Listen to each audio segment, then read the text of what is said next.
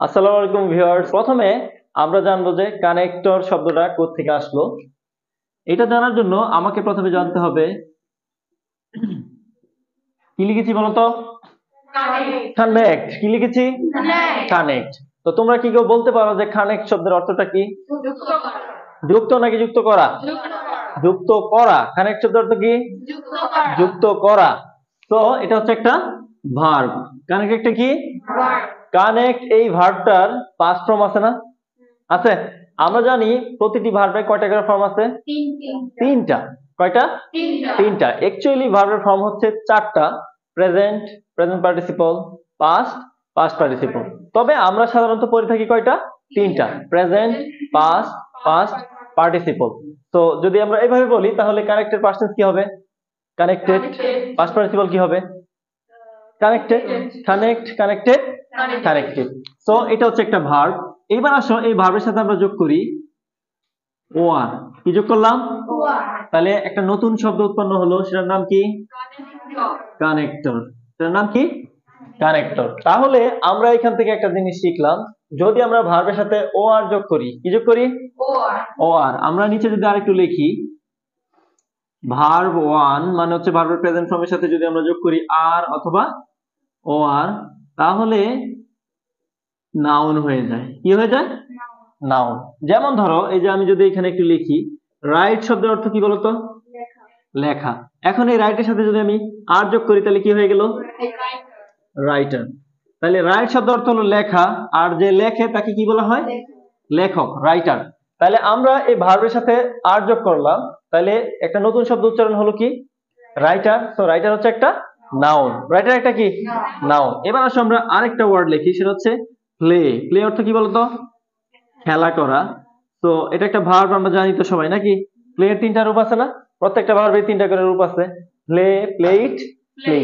তো যদি প্লে হয় তাহলে প্লে এর সাথে আমরা ইআর যোগ করি, তাহলে কি হয়ে গেল? প্লেয়ার। তাহলে প্লেয়ার একটা কোন পার্টস অফ স্পিচ বলতো? নাউন। তাহলে আমরা প্রথমে শিখলাম যে ভার্বের সাথে যদি আমরা ইআর অথবা ওআর যোগ করতে পারি তাহলে তারা কি হয়? নাউন হয়ে যায়। একই রকম ভাবে আরেকটা ভার্ব হচ্ছে অ্যাক্ট। অ্যাক্ট শব্দের অর্থ হচ্ছে অভিনয় করা। এর সাথে যোগ করি আমরা ওআর, তাহলে কি হয়ে গেল? অ্যাক্টর। অ্যাক্টর শব্দের অর্থ কি? অভিনেতা। অ্যাক্টর শব্দের অর্থ কি? অভিনেতা। সালমান খান। বাংলাদেশে আছে শাকিব খান, জায়েদ খান, যাদেরকে আমরা চিনি। তো আমরা এবার আসো এখানে কানেক্ট শব্দের অর্থ কি? যুক্ত করা। আর তার সাথে আমরা যোগ করলাম ওআর, তাহলে কি হয়ে গেল? কানেক্টর। তাহলে এটা কিন্তু একটা নাউন। কি এটা? নাউন।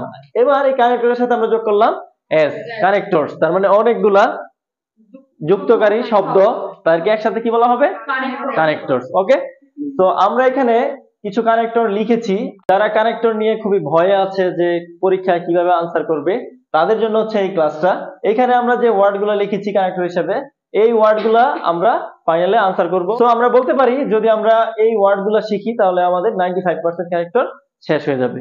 ওকে। তো প্রথমে আমরা লিখেছি কি? As a result. As a result শব্দের অর্থ কি? ফলে। তারপরে আমরা কি লিখলাম? সো অথবা দেয়ারফর শব্দের অর্থ কি? তাই অথবা সুতরাং। অন দা কন্ট্রারি অন্যদিকে। বাট কিন্তু, দ্যাট যে, দেন অথবা তখন। ইনস্টিড পরিবর্তে, দো অথবা অলদো, যদিও, অর। অথবা, তারপর আসো এই সারিতে, এই সারিতে আমরা লিখেছি সিমিলারলি, একইভাবে, ফার্স্টলি, সেকেন্ডলি, প্রথমত, দ্বিতীয়ত, এন্ড। এবং। এখানে দেখো আমরা কিন্তু ক্যাপিটাল লেটারে লিখেছি। তো আমরা সচরাচর এন্ড শব্দের মাঝখানে ব্যবহার করি এবং সেখানে স্মল লেটারে।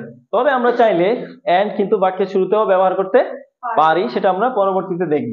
তারপরে আমরা লিখেছি স্পেশালি। স্পেশালি শব্দের অর্থ কি? বিশেষভাবে, তারপরে আমরা লিখেছি হাউএভার। যাই হোক, তারপরে আমরা লিখেছি হোয়েন বা হোয়াইল, যখন, বেসিক্যালি, মূলত, সিন্স অথবা অ্যাজ, যেহেতু, কারণে, ইফ, যদি, হেন্স, সেহেতু, অতঃপর, ইনফ্যাক্ট, প্রকৃতপক্ষে, অ্যাকর্ডিংলি, তদনুসারে, ফাইনালি, এট লাস্ট, পরিশেষে, ইন স্পাইট অফ অথবা ডেসপাইট। সত্ত্বেও, এখানে একটা জিনিস লক্ষ্য করো, ইন স্পাইট অফ আর যদি ডেসপাইট দাও তাহলে কিন্তু এখানে অফ লাগবে না। ওকে। তারপর আসে ইভেন, এমনকি, এমনকি। বিসাইডস অথবা মোরওভার। এছাড়া, তারপরে আমরা লিখলাম অলসো। ও আদার, তারপরে আমরা লিখলাম দাস। এইরূপে, তারপর আমরা লিখলাম কনসিকুয়েন্টলি অথবা ইভেন্চুয়ালি, ফলে, বিকজ, রেদার। সো আমাদের প্রথম কাজ হচ্ছে এখানে যে ওয়ার্ডগুলো আমরা লিখেছি এগুলো আমাদেরকে প্রথমে ভালো করে মুখস্থ করতে হবে, মাথায় রাখতে হবে। আমরা যখন এটা বসাতে যাব তখন যদি ওয়ার্ডটা আমার মাথায় না থাকে তাহলে আনসার করা একটু ডিফিকাল্ট। তো যারা এটা শিখবে তাদের জন্য এই কানেক্টরস আনসার করা অনেকটাই সহজ হয়ে যাবে।